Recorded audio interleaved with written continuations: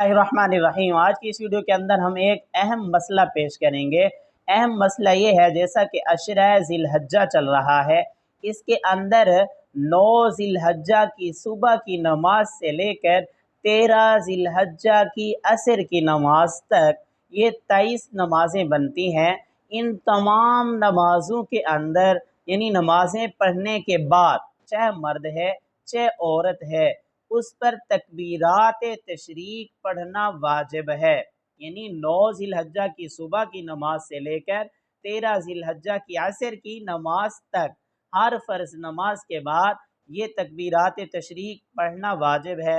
मर्द पर बुलंद आवाज़ से पढ़ना वाजिब है और औरत पर दरमियानी आवाज़ में पढ़ना वाजिब होगा। तकबीरात तशरीक क्या हैं?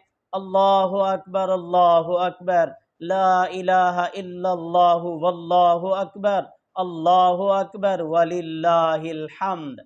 ये तकबीरात तशरीक हैं। मर्द भी पढ़ें, औरतें भी पढ़ें। औरतें याद करने के लिए किसी जगह पर छोटा सा तकबीर का लफ्ज़ लिख लें या अपने मुसल्ले के साथ लटका लें तकबीर का लफ्ज़, कि जब भी नमाज पढ़ेंगी तो इनको फ़ौरन तकबीर का लफ्ज़ याद आ जाएगा। उससे इनको पता चल जाएगा कि मैंने तकबीरात तशरीक पढ़नी है, क्योंकि ये वाजिब अमल है। इस पर नबी करीम सल्लल्लाहु अलैहि वसल्लम ने मुआज़वत फरमाई है, खुलफ़ाए राशिदीन ने मुआज़वत फरमाई है, सहाबा किराम ने मुआज़वत फरमाई है, हमेशा पढ़ते रहे हैं।